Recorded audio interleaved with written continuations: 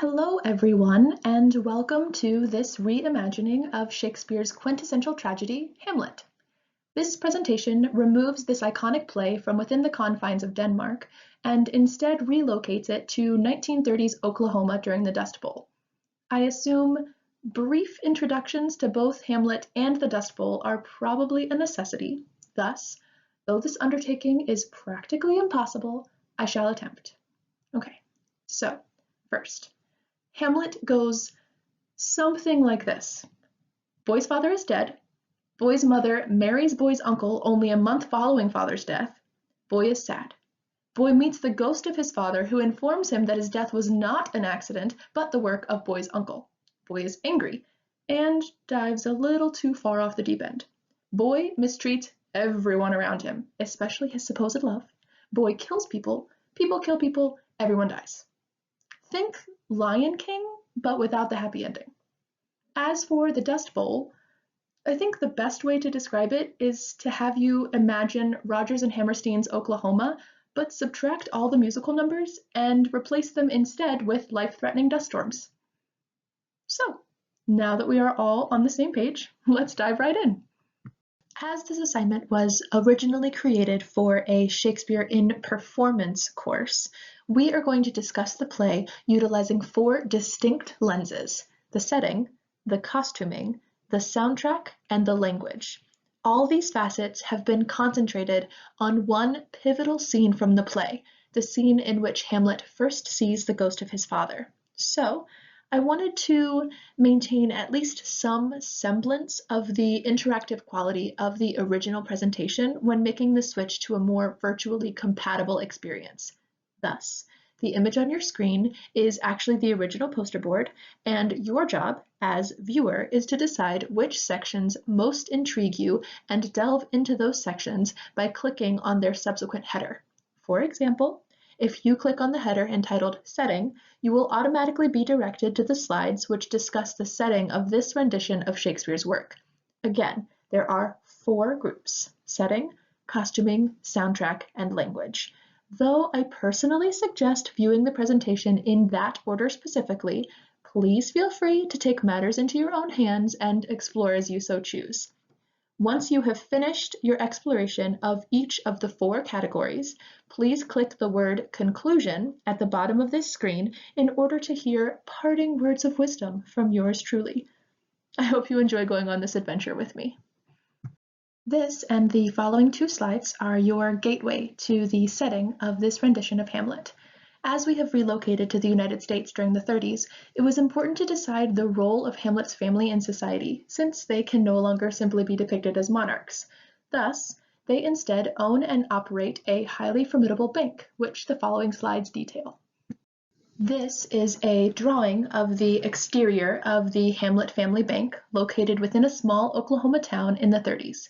I didn't want the building to be super ostentatious. However, it does need to be associated with power and resilience, as the bank in this interpretation of the play is meant to be representative of a castle, just as the family is meant to be recognized as royalty of a sort. The 3 drawings on this slide are views either of the interior of the bank or from the interior, looking out a barred window. The scene on which this presentation is specifically focused is Hamlet seeing the ghost of his father. So the setting really mimics the plot in that Hamlet sees his father's ghost with others present in the bank, and then proceeds to follow his father's ghost out into a dust storm outside the bank, where the two then have a private conversation regarding Hamlet's father's murder most foul. The bars are meant as the obvious element of protection against thievery. It is a bank after all, but they are also a tangible tether between Hamlet's state of mind, the action throughout the play, and the audience. Secrets are meant to be kept behind bars, but the truth often reveals itself beyond the confines of the bank's 4 walls.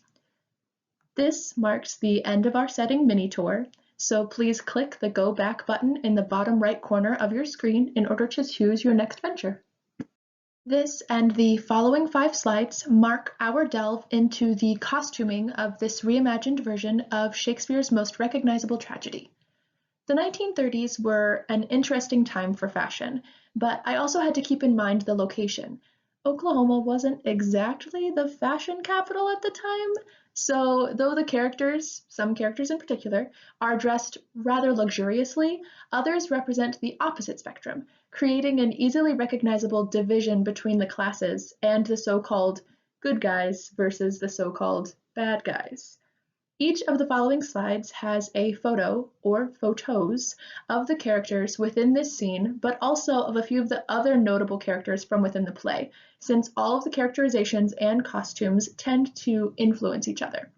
The bulleted lists next to the photos are just a sampling of the notes made during the design process to give you a better idea of why certain aspects or colors were chosen in relation to each character individually. This is a depiction of young Hamlet, which is meant to convey both his wealth and his approachability, as young Hamlet is representative of the influence of his father prior to his untimely death, and his uncle turned stepfather.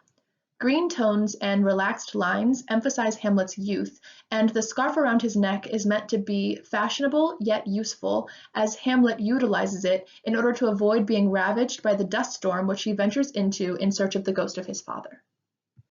The design for the ghost of Hamlet Sr. is meant to highlight his accessibility, both for his workers and family within the play itself, but also for an audience.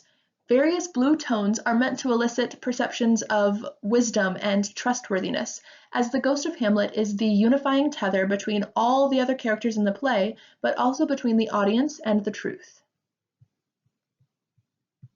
Both Marcellus and Horatio are meant to represent the less affluent side of the small town in Oklahoma in which the Hamlet family bank is located. They are designed as the embodiment of the workforce, as a stark contrast to characters such as Claudius and even young Hamlet himself. Monochromatic colors and durable materials speak to the wear and tear these characters experience daily.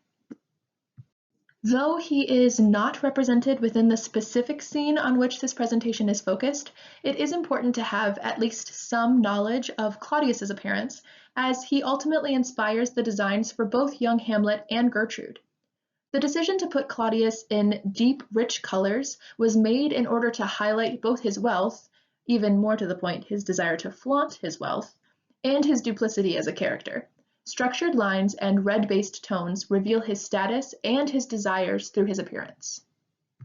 This slide houses the designs for Gertrude and Ophelia, whose costumes both influence and are influenced by our male characters. Like Claudius, neither Gertrude nor Ophelia play a substantive role in the scene on which we are focusing. However, they both play a significant role in the entirety of the play itself. As a co-conspirator to the murder of Hamlet Sr., fueled by both wealth and power, Gertrude aligns herself with the highest bidder, Claudius, which is made evident through her attire. Similar to her brother-in-law turned husband, Gertrude also exhibits her wealth using deep, rich colorizations, gaudy jewelry, and luxurious fabrics. On the opposing side, Ophelia is represented using very soft colors and floral printed fabrics, as she is meant to be representative of innocence, even naivete. Her design also harkens back to the romantic portraiture of Ophelia, in which she is almost always depicted with and/or amongst flowers in some way. Okay, this concludes our delve into the costuming, so please click the Go Back button in the bottom right-hand corner of your screen. This is the introduction to the soundtrack portion of this presentation. I was actually originally inspired to recreate Hamlet in the Dust Bowl era specifically due to a song by Mumford & Sons entitled Dust Bowl Dance. The lyrics just reminded me so much of Hamlet's story. I also wanted to both emulate and honor the practices of the American Shakespeare Center housed at the recreation of Shakespeare's original indoor Blackfriars Theater, currently operating in Stanton, Virginia, by setting this version of Hamlet to a modern soundtrack as they do with their own renderings of Shakespeare's works in order to emphasize these plays' continued accessibility and relevance for present-day audiences. Though there is an entire soundtrack, which includes 10 songs in total, we only have time to discuss a few in detail. So we are going to start with the song I mentioned previously, Dust Bowl Dance by Mumford & Sons. As you can see, a short snippet of the lyrics is posted beside the embedded video of the song itself, as I wanted to highlight some of the lyrics from these songs which speak most readily either of the characters themselves or of the overarching themes within the play. Each song has also been lovingly dedicated to the character or characters who were the inspiration for each musical choice. Once you listen to this song specifically, it should become fairly obvious why it was chosen as the opening number for this adaptation. Hint, hint, the foreshadowing is strong with this one. This song, entitled Sleeping Sickness by City and Colour, serves as a haunting reminder both of Hamlet's loss of his father, but also of his loss of self as the play progresses, which links beautifully to the overarching duality within this play, a duality highlighted quite intentionally in this song specifically, in Hamlet's costume design, and in the setting. I wanted to include a song that speaks to the excessively complicated relationship between Hamlet and Ophelia. Thus, I chose Shiver by Lucy Rose, as it effortlessly highlights the ease and bliss of the past, of ignorance, and juxtaposes that comfort with the harsh reality that comes with knowing the truth. The utterly haunting melody and lyrics of this song speak to the death of my personal favorite character, Ophelia. Rather than succumbing to the conventional argument regarding was Ophelia's drowning in the river accidental or intentional, I wanted instead to explore a third avenue fueled by mental illness. Thus, the argument shifts, becoming, did she know what she was doing as her brain lured her to the water's edge, or was Ophelia completely unaware of her actions in her state of psychosis? This song underscores the idea that Ophelia had a psychotic break and was hearing voices, and the voices urged her to the water's edge, where she subsequently drowns. The title of this song alone speaks to its intentions within this adaptation. As I mentioned previously, almost every single character within this play perishes, with Horatio being the one exception. So, this song is dedicated to Horatio as the sole survivor of this tragedy. As I previously mentioned, we are unable to discuss each song individually, but I still wanted to give everyone the opportunity to hear all the music chosen for this rendition of Shakespeare's play. Thus, this slide not only lists the song titles in order for you, but each title is also its own hyperlink, which means if you click a song title you wish to explore further, you will automatically be routed to the YouTube video for that song. So, happy listening! This marks the end of our tour of the music of Hamlet, so when you are ready, please click the Go Back button in the bottom right-hand corner of your screen. We are only going to very briefly discuss the language of this Shakespearean adaptation because I cannot, in good conscience, subject you to my often failed attempts at personally producing a proper Southern accent for longer than one or perhaps two lines from the play. I would, however, like to, before the following slide, which houses an extremely embarrassing display of my twang-based skills, provide you with an idea of how the language is meant to sound. It is fascinating how well Southern twang sounds when applied to Shakespeare's verses of Iambic pentameter. By dropping letters such as R's and G's, the language begins to echo how original pronunciation most likely would have sounded, whilst simultaneously slowing down the lines in a manner that better engages viewers, as it largely makes the Shakespearean language more easily accessible. I am going to begin this slide by apologizing profusely in advance. I am only going to read the first few lines to give you a very general idea of the sound of the language before most likely apologizing again before then moving on. So here it goes. What if it tempt you toward the flood, my lord, or to the dreadful summit of the cliff that beetles o'er his base into the sea, and there assume some other horrible form which might deprive your sovereignty of reason and draw you into madness? At this time, I urge you to first forgive me for my unfortunate attempt at a Southern drawl, And second, to click the Go Back button at the bottom of your screen in order to either continue or conclude this presentation. By utilizing the elements of both theater and film, which we have discussed, so the setting, costuming, soundtrack, and language, this presentation becomes a more easily accessible exploration of the madness, murder, and mayhem depicted in Shakespeare's iconic tragic play.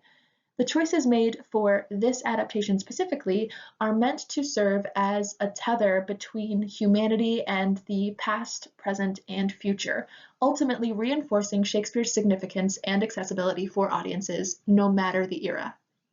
This Works Cited page is mostly comprised of the links associated with the soundtrack and, of course, Shakespeare's original play. However, I also wanted it to serve as recognition where recognition is due.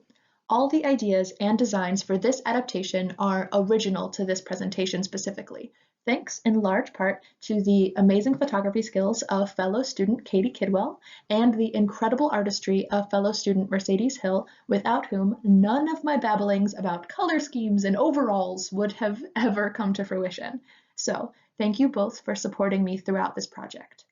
At this time, you can either click the Go Back button in the bottom right-hand corner of your screen in order to re-experience any of your favorite moments from throughout this presentation, or you can hit escape and go enjoy a cup of tea and a good book. Either way, thank you all so much for viewing this presentation.